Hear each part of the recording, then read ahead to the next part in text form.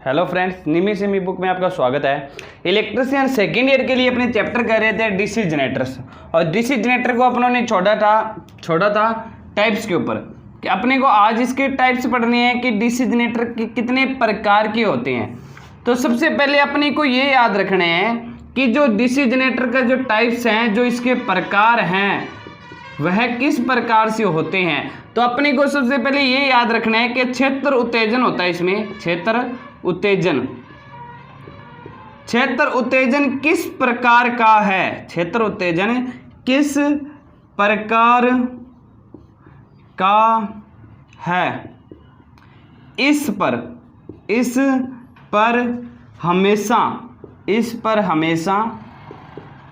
DC जनितर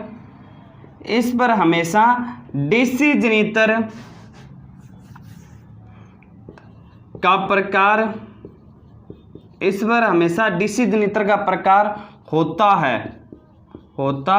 है। अब sir इस लाइन का मतलब क्या है? इस लाइन का मतलब समझें। जो क्षेत्र उत्तेजन होता है, जो फील्ड एक्साइटेड होता है, वो इस जनरेटर के अंदर किस प्रकार का लगाया गया है, उसके ऊपर हमेशा ही डीसी जनरेटर का प्रकार निर्भर करेगा कि डीसी जनरेटर किस प्रकार का है। जैसे कि क्षेत्र उत्तेजन हमारा दो प्रकार से होगा। क्षेत्र जो फील्ड होगी, जो हमारी कॉइल होगी, वो दो प्रकार से होगी। एक तो ये कॉइल है अपने पास, एक कॉइल और बना रहा हूं मैं, एक अपने पास में ये कॉइल है। ये दो कॉइल्स है अपने पास में, ये दो कॉइल हैं। ये दो कॉइल्स ही हमारा डीसी जनरेटर के टाइप्स बनाएंगे। ये है हमारी श्रेणी कुंडलन। ये हमारा कौन सा कुंडलन है? श्रेणी कुंडलन। ठीक है, ये तो है हमारी श्रेणी कुंडलन। और ये हमारे पास जो है वो है संट कुंडलन। ये हमारे पास कौन सा कुंडलन है? संट कुंडलन। बात को समझते जाना है। ये संट और श्रेणी, ये दो कुंडलन है जो किसी न किसी डीसी जनरेटर का प्रकार बनाती है। जैसे कि यदि मैं आपके सबसे पहले प्रकार की बात करूं श्रेणी जनित्र की, तो उसमें कौन सा कुंडलन लगा होगा? भी श्रेणी कुंडलन। जिसके अंदर मैं बात करूं, जिस जनरेटर में संट कुंडलन लगा दिया जाता है, वो हमारा कौन सा जनरेटर होता है? संट जनरेटर होता है। बात समझ में आई? दो क्लियर होगी। लेकिन यहां से जो क्वेश्चन पूछा जाएगा वो आपसे सबसे पहले कुंडलन से पूछा जाएगा। वो ये होगा कि श्रेणी कुंडलन के लिए किस प्रकार का तार प्रयोग में लाया जाता है। कि श्रेणी जनरेटर होता है, उसमें जो श्रेणी वाइंडिंग होती है, श्रेणी कुंडलन होता है, उसमें किस प्रकार की तार का उपयोग किया जाएगा। अपने को पता है कि तांबे की तार होगी, लेकिन किस प्रकार की होगी, तो अपने इसके लिए बोलेंगे ये जो तार होगी वो मोटी तो तार होगी। ये हमेशा क्या होगी? मोटी तार होगी। लेकिन इसमें टर्न क्या होंगे भाई? इसमें टर्न क्या होंगे? कम होंगे। तो यहां से क्वेश्चन हमेशा ही पूछा जाता है, चाहे वो दिल्ली मेट्रो का हो, चाहे वो कोई भी एग्जाम हो, कोई दिक्कत नहीं है। ठीक है, यहां से ये क्वेश्चन पूछा जाएगा कि श्रेणी कुंडलन के लिए किस प्रकार की तार प्रयोग में लाई जाती है। तो मोटी तार होती है और टर्न कम होते हैं। टर्न का मतलब होता है ये लपेट। टर्न को क्या बोलते हैं? लपेट बोलते हैं। यहां से क्वेश्चन क्या आएगा? तो यहां से ये पूछा जाएगा कि संट कुंडलन में किस प्रकार की तार प्रयोग में लाई जाती है। तो देखो इसमें लपेट क्या है? अभी ज्यादा है, तो यहाँ पे पतली तार होगी। यहाँ पे तार कौन सी प्रयोग में लेंगे? पतली तार। और टर्न क्या है भाई? सर टर्न तो ज्यादा दिखाई दे रहे हैं, तो टर्न क्या होंगे? अधिक। टर्न क्या होंगे? अधिक। तो यहां से दो क्वेश्चन ये पूछे जाते हैं हमेशा ही, तो इनको आप मोस्ट लेके चलोगे, कोई दिक्कत नहीं आएगी। इतना उतार लो, इतना आपको पता होना चाहिए कि श्रेणी उत्तेजन के आधार पर ही हमेशा डीसी जनरेटर का प्रकार होता है। यदि ये दोनों ही लगा देंगे तो वो हमारा कौन सा जनरेटर बन जाएगा? मिश्रित जनरेटर बन जाएगा। वो हमारा कौन सा जनरेटर बनेगा भाई? मिश्रित जनरेटर। मिश्रित जनित्र मतलब क्या होगा? कंपाउंड। मतलब क्या होगा इसका? कंपाउंड जनित्र। कंपाउंड जनित्र। देखिए ये मैंने आपको इसका बेसिक बताया, इसका प्रकार अपने अभी पढ़ेंगे। इसके प्रकार से अपने इन तीनों को पढ़ने से पहले हम पढ़ेंगे दो प्रकार के जनरेटर होंगे अपने पास। ठीक है, उनके बारे में पढ़ेंगे कि कौन से दो जनरेटर हैं। पहले इतने का स्क्रीनशॉट लीजिए आप।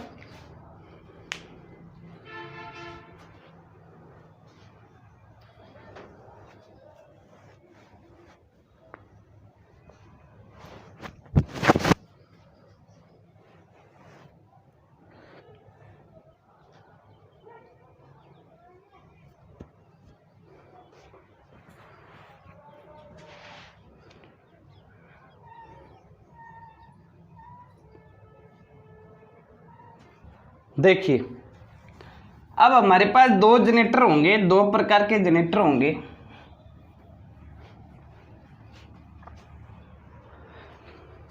एक नंबर पे जो हमारे पास जनरेटर होगा वो होगा पृथक उत्तेजित जनरेटर। वो कौन सा होगा? पृथक उत्तेजित जनरेटर। पृथक उत्तेजित जनरेटर मतलब क्या होगा? ये सेपरेट एक्साइटेड जनरेटर है। ये सेपरेट का मतलब होता है कि पृथक है। अब इसके अंदर जो उत्तेजन करने के लिए कोई अलग से स्रोत लगाया होगा। इसका मतलब यहां से पता लग रहा है कि किसी श्रेणी कुंडलन को उत्तेजित करने के लिए कोई अलग से स्रोत दिया गया है, चाहे वो एसी से डीसी में कन्वर्ट है या वो डायरेक्ट डीसी है, कोई दिक्कत नहीं है यहाँ पे। अब ये सर है क्या पृथक उत्तेजित जनरेटर? तो इसमें अपने समझते हैं। तो मैं इसका जल्दी से फिगर बना देता हूं आपके सामने।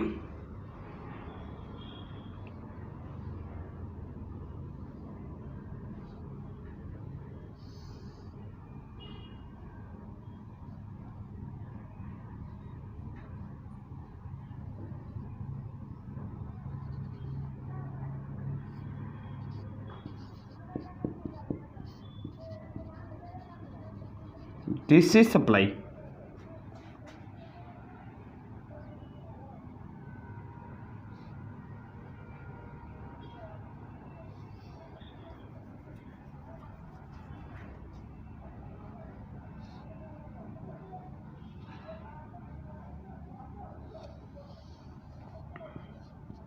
ये हमारे पास आर्मेचर हो गया।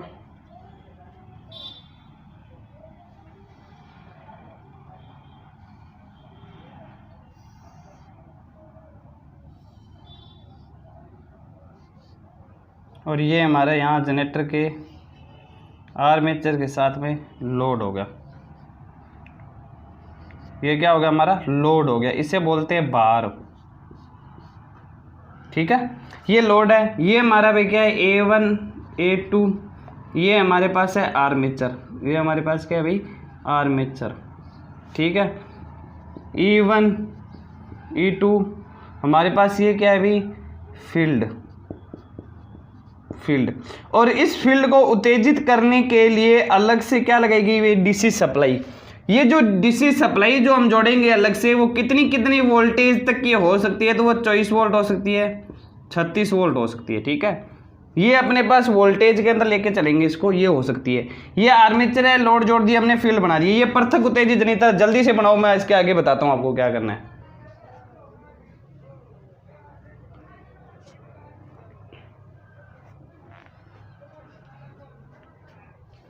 ठीक है, ये देखो सेपरेट एक्साइटेड हो गया। सेपरेट एक्साइटेड का मतलब होता है इसके फील्ड को उत्तेजित करने के लिए अलग से डीसी सप्लाई लगाई गई है। इसको ही हम बोलते हैं पृथक उत्तेजित जनरेटर। पृथक उत्तेजित जनरेटर के लिए उत्तेजन वोल्टेज, इसको बोलेंगे हम उत्तेजन वोल्टेज। उत्तेजन वोल्टेज कितना वोल्ट होना चाहिए? 24 वोल्ट, 36 वोल्ट या 48 वोल्ट हो सकता है। ये होती है इसके लिए क्या भाई? उत्तेजन वोल्टेज। ठीक है, यहां से क्वेश्चन आ सकता है, तो अपन ने एक क्वेश्चन यहां से क्लियर कर लिया। ठीक है, पृथक उत्तेजित जनरेटर हो गया। इस फील्ड के टर्मिनल होंगे वो E1 E2 होंगे। आर्मेचर के जो टर्मिनल होते हैं A1 A2 से डिनोट हो गए। और ये लोड है, जो लोड में धारा चलेगी वो चलेगी IL, जो आर्मेचर में धारा चलेगी वो चलेगी IA। फील्ड के अंदर जो करंट चलता है उसे IF से दर्शा देते हैं, लेकिन इसमें जो वोल्टेज चलेगी वो हम याद कर लेंगे। अब देखो यहां से क्वेश्चन ये आएगा कि इस जनरेटर के अंदर आर्मेचर, लोड और ये फील्ड किस रूप में जुड़े हुए हैं? ये तीनों किस रूप में जुड़े हुए हैं? तो ये दो प्रकार से जुड़े हुए हैं। पहला तो देखो क्या है, ये देखो, एक तो ये फील्ड है, ये आर्मेचर है। क्या ये इलेक्ट्रिकल रूप से जुड़े हुए हैं? इलेक्ट्रिकल रूप का मतलब ये होगा, ये जो डीसी सप्लाई है ना, इसको तो मिल रही है लेकिन इसको नहीं मिल रही है, डायरेक्ट नहीं मिल रही ना, ये इससे क्या भी अलग है। तो इसका मतलब ये मैकेनिकल रूप से जुड़ी हुई है। ये किस रूप से जुड़ी हुई है? यांत्रिक रूप से जुड़ी हुई है। पहली बात तो ये। दूसरा देखो, इसने जो चुंबक बनाया है वो आर्मेचर के पास जाएगा, कंफर्म है ना? इसका चुंबक किसके पास जाएगा? इसका जो फ्लक्स है वो आर्मेचर के पास जाएगा, मतलब यांत्रिक रूप से जुड़ा हुआ है। प्लस में ये चुंबकीय रूप से भी जुड़ा हुआ है। किस रूप से जुड़ा हुआ है? चुंबकीय रूप से जुड़ा हुआ है। लेकिन इसके अंदर जो आर्मेचर है वो वैद्युतिक रूप से नहीं जुड़ा हुआ है जनरेटर में। किस रूप से नहीं जुड़ा हुआ? वैद्युतिक रूप से संयोजित नहीं है। ये किस रूप में संयोजित नहीं है भाई? वैद्युतिक रूप से संयोजित नहीं है। तो यहां से एक क्वेश्चन ये भी पूछा जा सकता है। 2 क्वेश्चन क्लियर हो गए। तीसरी बात, जितना हम इसे उत्तेजन के लिए वोल्टेज देंगे उतने ही हमारा आर्मेचर प्रेरित कर देगा। तो इसका मतलब क्या है भाई कि हमारी जो IA है वो IL के बराबर हो सकती है या कम या ज्यादा भी हो सकती है। तो अपने ये बोल देंगे कि इस जनरेटर द्वारा प्रेरित EMF या जनित EMF उत्तेजन वोल्टेज से कम या अधिक हो सकता है। इसका मतलब ये है, यदि हमने यहाँ पे 24 वोल्ट से दिया है फील्ड को एक्साइटेड करने के लिए, तो ये आर्मेचर 24 वोल्ट भी पैदा कर सकता है या 36 वोल्ट भी पैदा कर सकता है। मतलब ये कम या ज्यादा पैदा कर सकता है। ये इस आर्मेचर के डिपेंड के ऊपर होगा कि ये कितना पैदा करता है। तो मतलब ये यहाँ से 2 क्वेश्चन क्लियर भी हो गए, ये तीसरा क्लियर भी हो गया। तो ठीक है, ये हमारा पृथक उत्तेजित जनरेटर। एक चीज और, क्या इस जनरेटर को उत्तेजित करने के लिए अवशिष्ट चुंबकत्व की आवश्यकता पड़ी? क्या हमें यहां पर इस फील्ड के अंदर किसी प्रकार का कोई चुंबक पहले था? तो हम बोल देंगे, यहां पर एक बात बोलेंगे कि इस प्रकार के जनरेटर में, यहां पर हम क्या बोलेंगे, इस प्रकार के जनरेटर में अवशिष्ट चुंबकत्व की आवश्यकता, अवशिष्ट चुंबकत्व की आवश्यकता नहीं होती। तो ये है हमारा पृथक उत्तेजित जनरेटर। इसे आप जल्दी से कैप्चर करो। इसके आगे देखते हैं क्या है।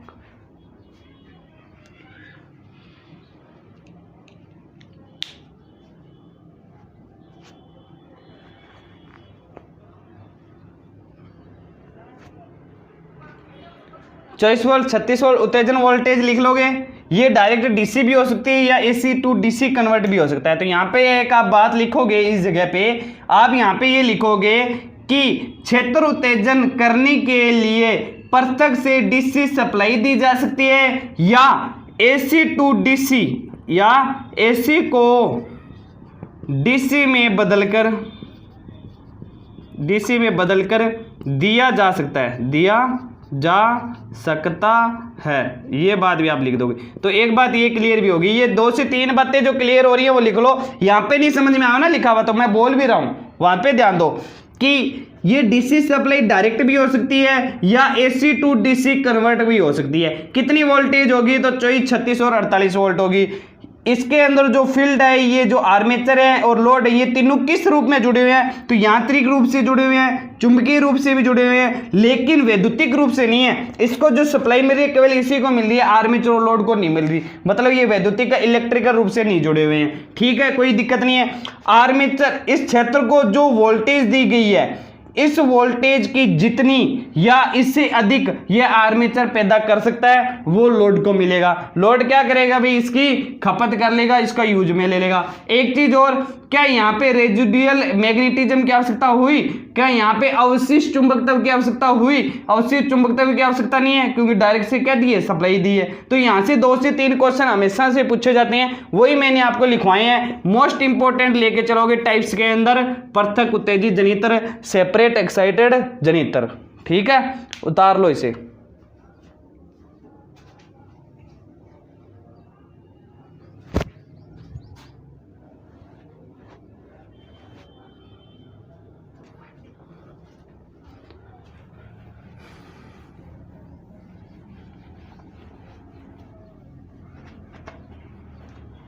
अब देखो, ये तो था हमारे पास पृथक उत्तेजित जनरेटर, और एक हमारे पास जो 2 नंबर में जनरेटर होता है वो होता है स्व उत्तेजित जनरेटर। कौन सा होता है? स्व उत्तेजित जनरेटर। इसको बोलते हैं कि ये सेल्फ एक्साइटेड होता है। ये क्या होता है? Self excited generator. ये होता है सेल्फ एक्साइटेड जनरेटर। ये जो जनरेटर है ना, ये हमारे पास 3 प्रकार का होता है। कितने प्रकार का होगा? 3 प्रकार। पहला होगा डीसी श्रेणी जनित्र, दूसरा होगा डीसी शंट जनित्र, और 3 नंबर पे होगा वो होगा डीसी मिश्रित, जिसको बोलेंगे हम कंपाउंड। क्या बोलेंगे? कंपाउंड जनित्र। ये 3 प्रकार के जो जनित्र है ना, इन तीनों की जो क्षेत्र उत्तेजन होता है, जो क्षेत्र उत्तेजन होता है, उसको एक्साइटेड करने के लिए, उसको एक्साइटेड करने के लिए किसी बाहरी स्रोत डीसी की आवश्यकता नहीं होती। तो पहली बात तो ये है कि ऐसा कौन सा जनरेटर है जिसके अंदर क्षेत्र उत्तेजन करने के लिए किसी बाहरी स्रोत डीसी की आवश्यकता नहीं होगी, तो वो होता है स्व उत्तेजित जनरेटर। ये बात ये क्लियर होगी। तो सर यहाँ पे डीसी आवश्यकता नहीं है तो ये वोल्टेज कैसे निर्मित करेगा? तो ये वोल्टेज निर्मित करेगा अवशिष्ट चुंबकत्व से। ये किससे निर्मित करेगा? अवशिष्ट चुंबकत्व से।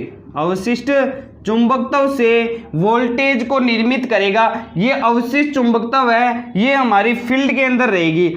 स्टार्टिंग के समय में हम एक बार फील्ड को उत्तेजित कर देंगे, उसके बाद के अंदर उसके अंदर क्या रहेगा भी? अवशिष्ट चुंबकत्व, और इसी अवशिष्ट चुंबकत्व से इन तीनों में वोल्टेज बनेगी, बाहरी स्रोत की आवश्यकता नहीं पड़ेगी। ये हमारा कौन सा जनरेटर हो गया भाई? स्व उत्तेजित जनरेटर हो गया।